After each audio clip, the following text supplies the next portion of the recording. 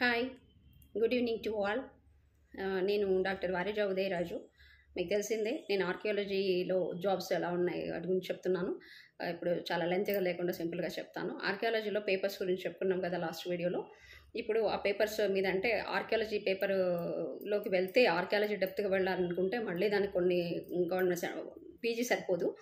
So దానివల్ల ఇంకొన్ని archaeology కోర్సులు చేయాల్సి వస్తుంది. ఆ తర్వాత కోర్సులు చేసిన తర్వాత మీకు you will get surely jobs అనమాట. సెంట్రల్ గవర్నమెంట్ జాబ్స్ దొరుకుతాయి. అది ఓషియనోగ్రఫీ, ఇవి ఫీల్డ్ ఆర్కియాలజిస్ట్, ఇట్లాగా అన్ని క్యూరేటర్స్ అన్నీ ఉంటాయి. అవన్నీ మీరు వెళ్ళచ్చు. సో ఈవెన్ మ్యూజియంస్లో కూడా ఆర్కియాలజీ క్యూరేటర్స్గా వెళ్ళొచ్చు. కన్జర్వేషనిస్ట్గా కూడా వెళ్ళచ్చు. సొంతంగా మనం ల్యాబ్ కూడా పెట్టుకోవచ్చు.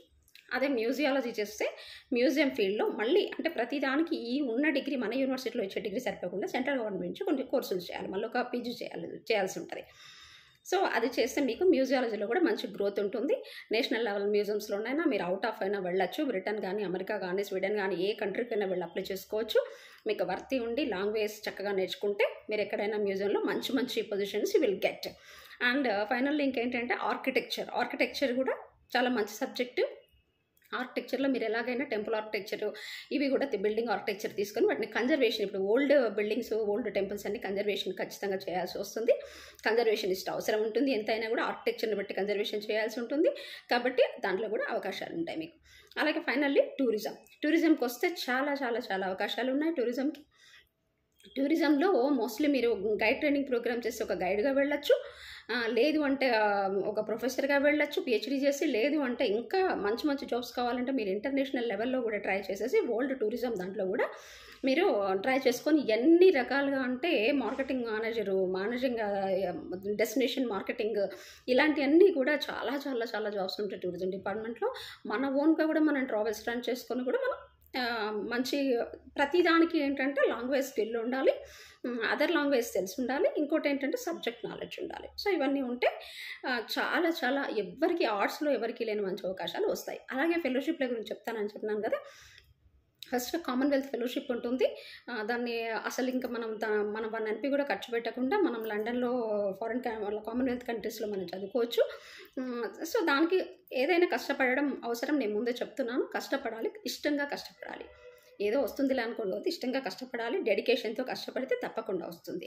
తర్వాత ఫెలోషిప్స్, ఇంకా ఫుల్ బ్రైట్ ఫెలోషిప్స్ అని, తర్వాత నెహ్రూ ఫెలోషిప్స్, ఇట్లాగా చాలా విక్టోరియా ఫెలోషిప్స్, ఇవన్నీ మినిస్ట్రీ నుంచి ఇచ్చేవన్నమాట. Ministry of culture and tourism వాళ్ళు ఇచ్చేవి, NCF వాళ్ళు ఇచ్చేవి, బోల్డ్ అని ఇలాగా ICHR వాళ్ళు ఇచ్చే ఫెలోషిప్స్, ట్రావెల్ గ్రాంట్స్, ఫారెన్, ఇట్లా సో మెనీ అంటే ప్రాజెక్ట్స్ చేసుకోవడానికి కోసము, మ్యూజియం ఫీల్డ్లో కూడా ప్రాజెక్ట్స్ చేసుకోవడానికి, ఇవన్నీ కూడా సెంట్రల్ గవర్నమెంట్లో మీకు చాలా అవకాశాలు ఉన్నాయి.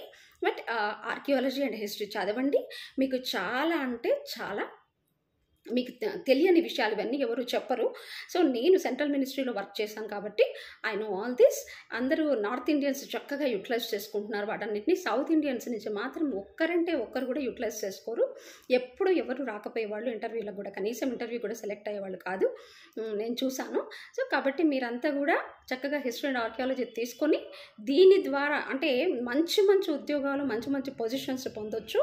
అంటే కొడితే ఏను కుంభస్థలాన్ని కొట్టాలంటారు కదా, అలాగా మంచి పొజిషన్స్ కొట్టచ్చు. చిన్నగా 20,000కు బిటెక్లు చేసి వాళ్ళు రేపు అంటే ఇఫ్ యూ డోంట్ మైండ్, నాకు తెలిసి చెప్తున్నాను, 20,000కి 15,000కి చేస్తున్నారు. చాలా గవర్నమెంట్ జాబ్స్లలో కూడా ఈవెన్ 5,000కు కూడా వచ్చిన వాళ్ళు ఉన్నారు బిటెక్ వాళ్ళు.